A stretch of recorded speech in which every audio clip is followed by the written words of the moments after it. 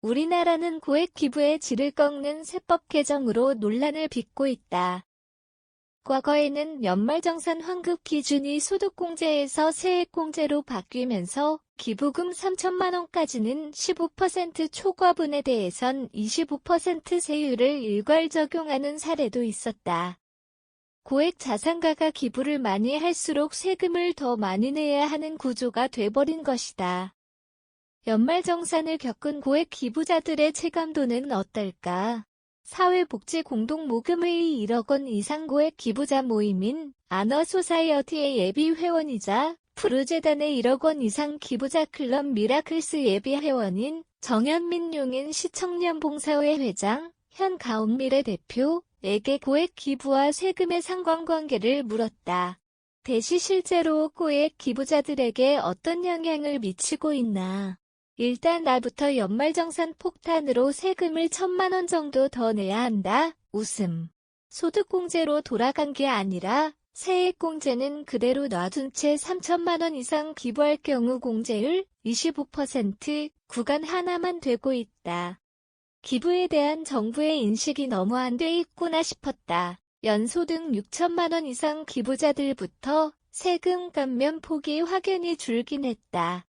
예를 들어 1억 원 이상 연봉자가 3천만 원을 기부할 경우 소득공제 시 852만 원을 감면받았다면 세액공제로는 450만 원 공제받게 된다. 환급차 402만 원.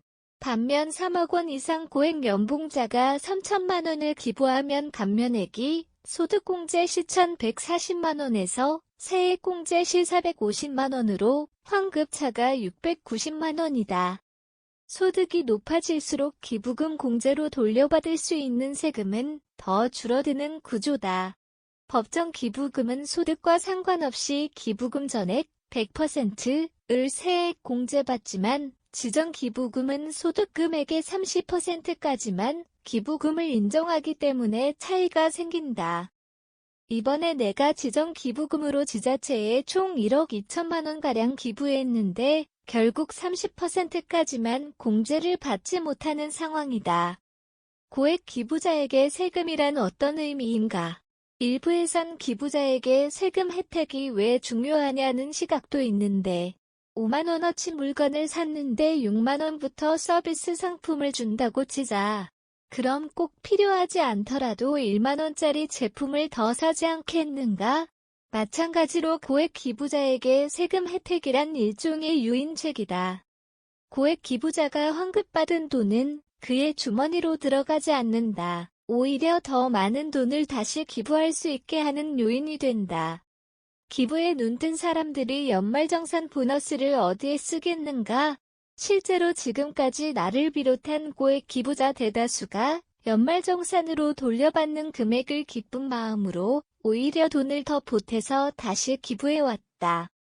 또한 기부 문화 확산을 위해 무엇보다 중요한 건 세금 감면 혜택보다도 고액 기부자들이 자긍심을 가질 수 있는 사람들의 따뜻한 인식과 문화라고 생각한다.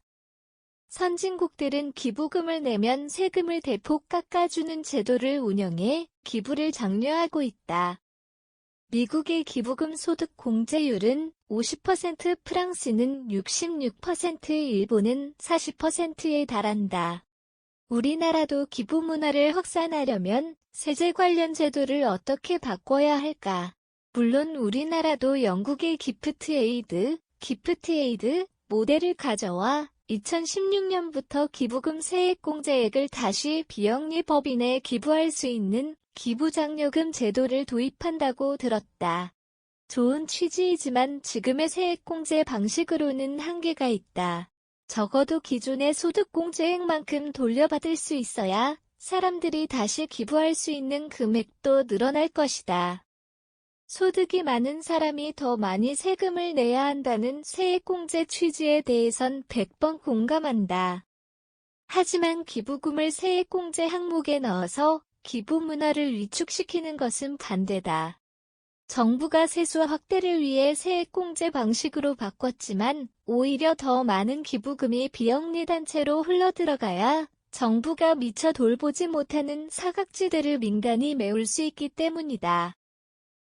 정현민 대표는 용인시 청년봉사회를 설립 후 지금까지 소외계층 및 경력 단절 여성을 위한 자기소개서 컨설팅을 지속적으로 해왔고 예비사회적 기업 가온미래를 운영하면서 많은 사람들에게 선한 영향력을 행사하고 있다. 대시 용인시 청년봉사회 정회원이 한 명이라는 것에 놀랐고 가온미래라는 기업도 1인 기업이라는 것에 놀랐다. 모든 비용을 본인이 부담하는지 용인시 청년봉사회의 준회원은 약 200명이 넘는다. 용인시에 소재를 둔 대학생들은 참여만 하면 되게끔 식대를 비롯한 모든 물품, 자원봉사 보험 포함 은 정회원이자 사무국인 본인이 부담하고 있다. 다만 정회원과 준회원을 나누는 혜택은 딱히 없다. 과거 믿었던 동업자에게 약 17억 정도를 사기당한 후 재물을 비롯한 여러 업무를 혼자서 할 수 있게끔 세팅을 했다. 힘에 부치기는 하지만 사고가 일어나지 않는다는 점에서는 마음이 편하다. 대시 재능마켓, 크몽 재능아지트 숨고 등에서 인지도가 높은 것으로 알고 있다. 비결은 물음표 본업이 아니면 된다. 생계 유지가 아닌 기부활동의 일환이므로 많은 분들이 찾아주시는 것 같다. 2021년에는 재능마켓 수익금의 약 90%인 1억 원을 기부해서 너무나 뿌듯했다. 앞으로도 많은 사람들에게 도움이 되는 사람이 되었으면 한다.